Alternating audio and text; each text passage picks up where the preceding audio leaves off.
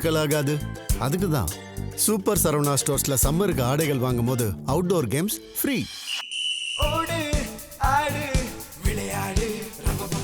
Super Saravana stores summer கோடையை கொண்டாடலாம். எடப்பாடி பக்கமே போகாத எடப்பாடி ஓடிக்கொண்டே ஜெயிப்பாராம், அசால்ட் பின்னணி. இது பற்றி விரிவான தகவல்களை தற்பொழுது பார்க்கலாம்.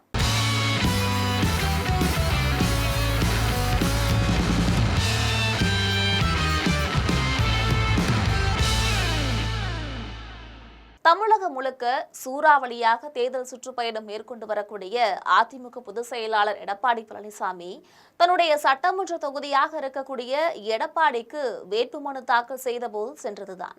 அதன் பிறகு அந்த பக்கம் பெரிதாக தலை காட்டவே இல்லை. எப்போதுமே எடப்பாடிக்கு அவருடைய சட்டமன்ற தொகுதி சாதகமானதுதான் என்றாலும் இப்போது எடப்பாடி அதிமுக நகர செயலாளர் முருகனிடம் மொத்த பொறுப்பையும் ஒப்படைத்துவிட்டு தமிழகம் முழுக்க உலா வந்து கொண்டிருக்கிறார் எடப்பாடி.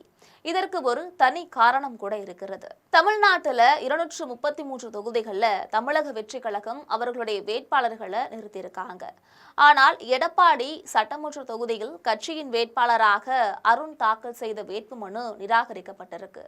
சேலம் மாவட்டத்தில் எடப்பாடி சட்டமன்ற தொகுதியில் மட்டும் தமிழக வெற்றி கழகத்திற்கு 30,000 உறுப்பினர்கள் இருப்பதாக அந்த கட்சியோட மாவட்ட நிர்வாகிகள் தலைமையிடம் சொல்லியிருக்காங்க.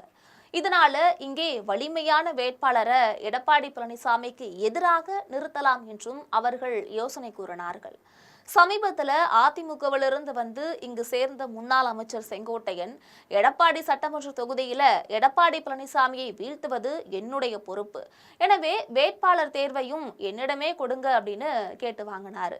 அதன்படியே ஏற்காடு பகுதியை சேர்ந்த அருண் என்பவர் கோடிக்கணக்கில் செலவு செய்யக்கூடியவர் என்று கூறி அவரை எடப்பாடி சட்டமன்ற தொகுதியில வேட்பாளராக ஆக்கினாரு செங்கோட்டையன்.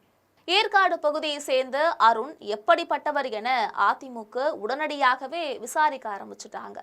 அப்போதுதான் ஏற்காட்டை சேர்ந்த அதிமுக முன்னாள் அரசு வழக்கறிஞர் தனசேகருக்கு நன்கு பரிச்சயமானவர் என்பதனை கண்டுபிடிச்சிருக்காங்க.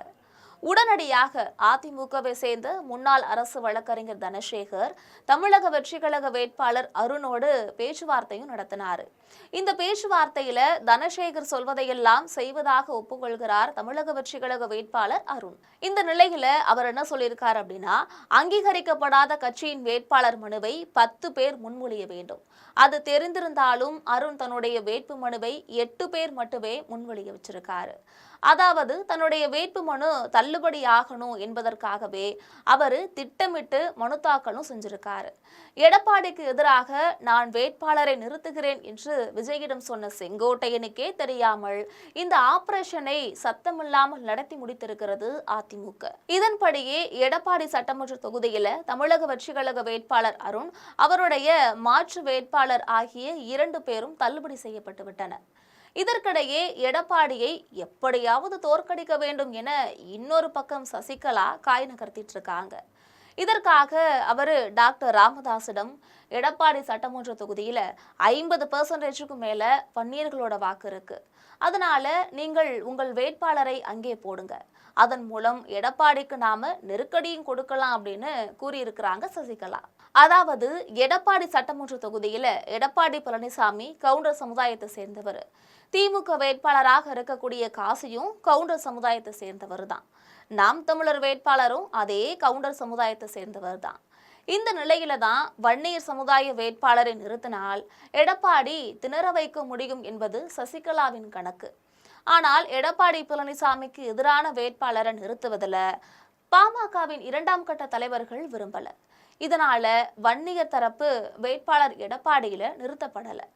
எடப்பாடி சட்டமன்ற தொகுதியில் தன்னை எதிர்த்து நிற்கும் திமுக வேட்பாளர் பற்றி கூட எடப்பாடி பழனிசாமி கவலைப்படலையாம். அவர் கவலைப்பட்டது எல்லாமே தமிழக வெற்றி கழகத்தின் சார்பில் வேட்பாளர்கள் யாருமே நிற்க கூடாது, அதே போல டாக்டர் ராமதாஸ் தரப்புல வன்னியர் சமுதாயத்தை சேர்ந்த வேட்பாளர்கள் யாரும் நிற்கக்கூடாது என்பதுதான். அவர் நினைத்தபடியே இந்த 2 தரப்பிலிருந்தும் இப்போது வேட்பாளர்கள் இல்லை. எடப்பாடியும் நிம்மதியாக தமிழகம் முழுக்க தீவிர பிரச்சாரத்துல ஈடுபட்டு கொண்டிருக்கிறார். இது பற்றி உங்களுடைய கருத்துக்களை மறக்காமல் கமெண்டில் பதிவிடுங்கள். இது போன்ற அரசியல் செய்திகளுக்காக எப்பொழுதும் இணைப்பில் இருங்கள். ஜெம்